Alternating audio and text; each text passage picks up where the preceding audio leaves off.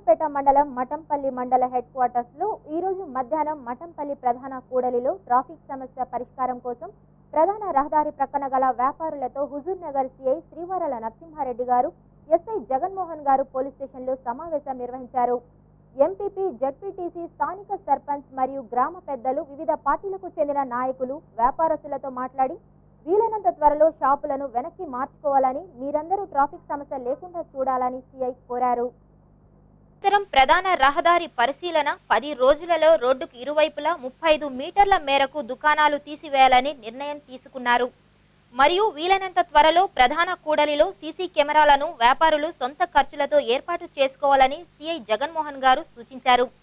మరియు కొంత దాతల సహకారంతో ఏర్పాటు చేయిస్తామని హామీ ఇచ్చారు.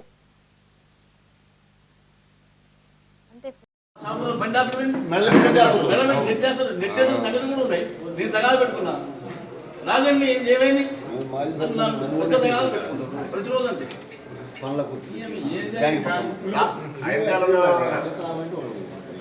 లాస్ట్ ఎవరున్నారు అడగండి ఇప్పుడు చెప్పమ్మా, నువ్వు చెప్పేది చెప్పు చూద్దాం. నువ్వేం చెప్పగలుగుతావు? నువ్వు ఎవరు, నువ్వు ఏంది చెప్పు. Mobiles okay.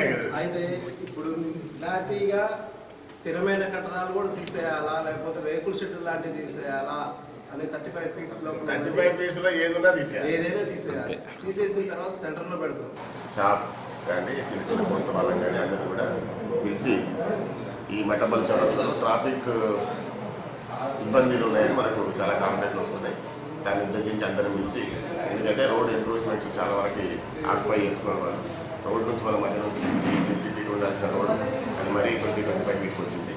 కావున అందరినీ పిలిచి వాళ్ళకు ఒక టైం 10th వరకు, నెక్స్ట్ మంత్ 10th వరకు ఏవైతే వితిన్ ద బోర్డ్ లిస్ట్లో ఉన్నాయో వాళ్ళందరూ కూడా వేరే దగ్గర వాళ్ళు షిఫ్ట్ చేసుకొని ఆ రోడ్ వైండింగ్ చేయాలని చెప్పి వాళ్ళందరూ పోవడం జరిగింది. దానికి అన్ని ఆల్ పార్టీ లీడర్స్ కానీ, మిగతా వర్తక సంఘం సభ్యులు కానీ, ఆ షాప్ ఓనర్స్ అందరూ కూడా దానికి అంగీకారం తెలుపుతున్నారు. ఒక నెక్స్ట్ మంత్ 10th వరకు ఇవన్నీ కూడా తీసేసి ఆ రోడ్ వైండింగ్ సహకరిస్తామని అందరూ కూడా ప్రారంభించున్నారు. ఇందులో ఈ మీటింగ్ అందరూ కూడా సంబంధించిన పంచాయతీ కార్యదర్శి, ఎంపీపీ, సర్పంచ్ వాళ్ళందరూ కూడా దాన్ని తప్పకుండా చేద్దామని చెప్పి వాళ్ళందరూ కూడా ప్రారంభం చేస్తారు. అది చేసినట్టయితే మనకు ట్రాఫిక్ వచ్చిపోయే ట్రాఫిక్ ఎలాంటి ఇబ్బంది జరుగుతుంది. దాన్ని బట్టి మేము కూడా అక్కడ మనం పోలీస్ కానిస్టేబుల్ పోస్ట్ చేస్తాం. ఎందుకంటే అది మధ్యలో ఈ ట్రాఫిక్ బ్యారికేడ్స్ కూడా పెడతాం. ఎందుకంటే వన్ సైడ్ రెండు సైడ్ కూడా వచ్చే వాళ్ళకి ఇబ్బంది ఉంటుంది కాబట్టి సీసీ కెమెరా. అదేవిధంగా అక్కడ చిన్న చిన్న దొంగతనాలు జరుగుతున్నాయని మధ్య నోటీస్ వచ్చింది.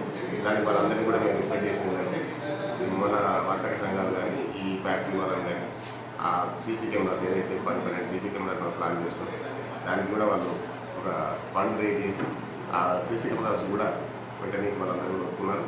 అది కూడా త్వరలోనే ఆ సీసీ కెమెరాస్ కూడా అక్కడ మనం ఇన్స్టాల్ చేయడం జరుగుతుంది.